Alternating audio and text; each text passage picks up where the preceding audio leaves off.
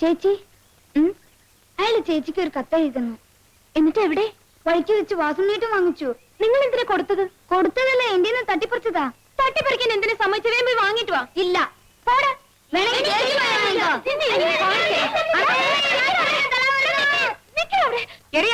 തലാര ഓടിക്കുന്നത്. ഞാൻ ഇപ്പൊ പറയും. എന്താടാ? ഒന്നുമില്ലമ്മേ, ഞങ്ങള് വെറുതെ കളിച്ചതാ. കളിച്ചതല്ലമ്മേ, സുവേട്ടനെ തല്ല ഓടിച്ചതാ. എന്താ കാര്യം ഒന്ന് പറയടി. അമ്മേ, ഞാൻ പറയാം.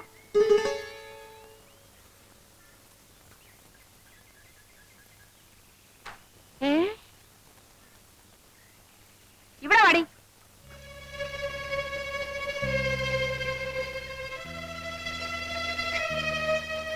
എന്റെ പൊന്നു മോളെ, ഇപ്പോഴെങ്കിലും നിനക്കൊരാളെ ഇഷ്ടമായല്ലോ. വാ മോളെ.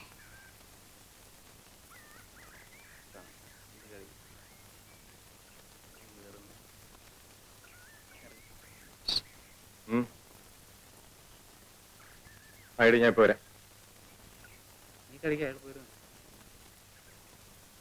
ഒരാളെ ഒന്ന് തല്ലി തരണം. തല്ലാം? ആളാരാ? ആളെ ഞാൻ കാണിച്ചു തരാം. പക്ഷെ കേശവൻ ചേട്ടൻ ഒറ്റയ്ക്ക് പോരാ, ആളൊത്തിരി കരുത്തനാ. ഒരു 2-3 പേരും കൂടെ വേണം. കാശ് എത്ര തരും? കാശൊക്കെ ഞാൻ തരാമെന്നേ. നമ്മളിനി അങ്ങനെ വല്ലതും ഉണ്ടോ? ഞാനില്ലേ. അതുകൊണ്ടാ കടം പറ്റില്ലെന്ന് പറഞ്ഞത്. ചേട്ടാ, എന്റെ കല്യാണം കഴിഞ്ഞിട്ട് ചേട്ടന് ആവശ്യമുള്ള പണം ഞാൻ തരാം. എന്നാ പിന്നെ കല്യാണം കഴിഞ്ഞിട്ടല്ല. അയ്യോ, അതിന് മുമ്പ് കല്യാണം. 50 രൂപ വെച്ചിട്ട് കാര്യം പറഞ്ഞാൽ മതി. 50 രൂപയ്ക്ക് ഞാൻ എവിടെ പോവും? പിന്നെ സാറേ, സാർ സാറേ ഓഫീസ് വിട്ട് വരികയായിരിക്കും. അതെ, ഞാൻ സാറിനെ കാണാൻ വീട്ടിലോട്ട് വരികയായിരുന്നു. അടിയന്തരം ഒരു 50 രൂപ കടം വേണം. എനിക്കല്ല, രാജിച്ചരമ്മാവനാ, രാധയുടെ അച്ഛന്.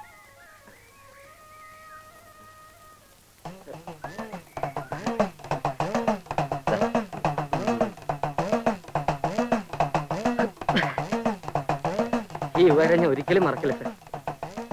സാറിന് 8-8 മണിക്ക് വീട്ടിൽ ഉണ്ടാവോ? തരാനാ.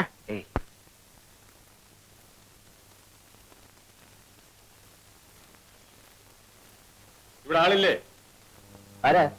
ഞങ്ങളാ.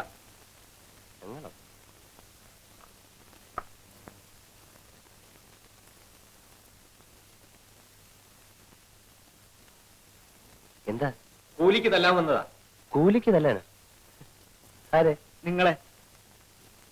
ഞാൻ ആരോടും തല്ലിനും വഴക്കിനും പോകാറില്ല. നിങ്ങൾ തല്ലണ്ട, ഞങ്ങൾ വലിക്കോളാം. എന്നെ അടിക്കരുത്. ഞാൻ ഒരു സമാധാനപ്രേമിയാ. ഒരു കവലിൽ അടിച്ചാൽ മറു കവലും കാണിക്കുക, അതാ എന്റെ ആദർശം. ഇതാ.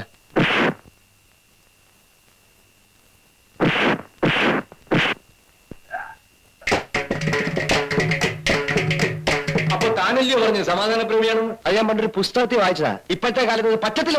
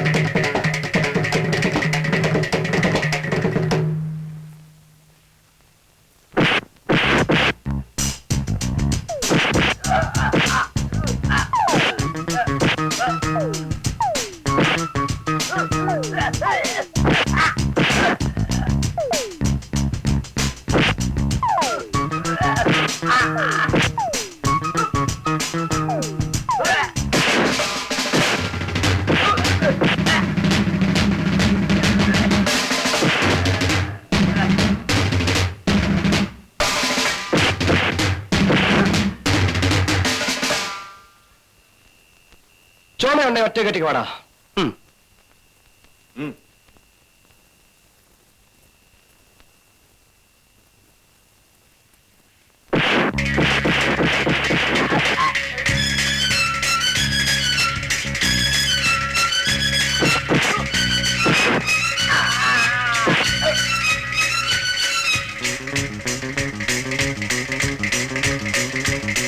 ഉം.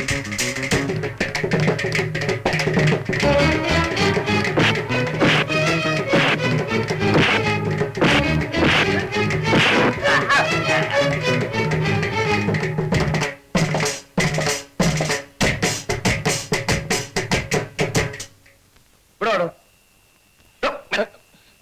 അയ്യോ സാറേ എന്നൊന്നും ചെയ്യരുത്. ആ വാസുന്ന് പറഞ്ഞു വന്നതാ. അവന്റെ പെണ്ണിന് സാറ് നോക്കാതിരിക്കാൻ. അയ്യോ ഓ.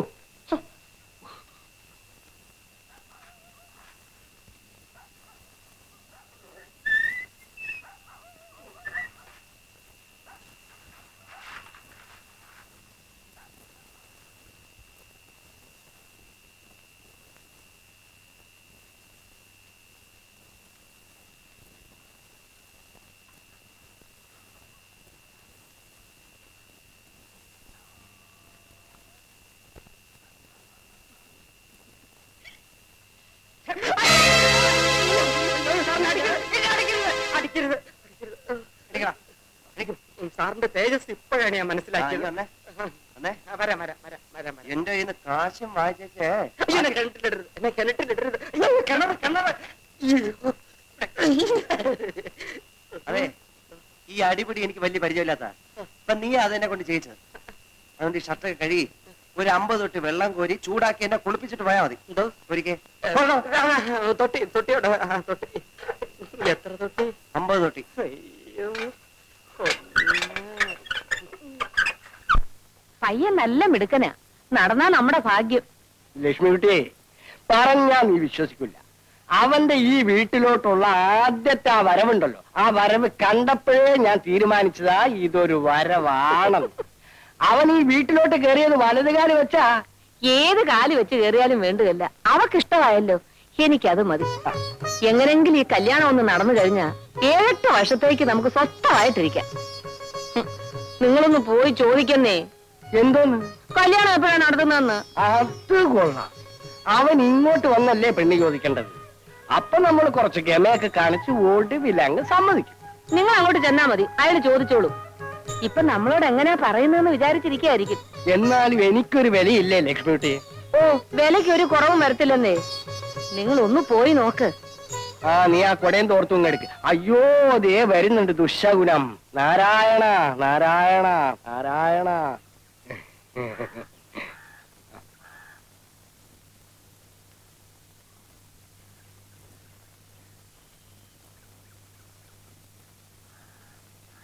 കത്തിന്റെ കാര്യം അമ്മ അവൻ അറിഞ്ഞോ?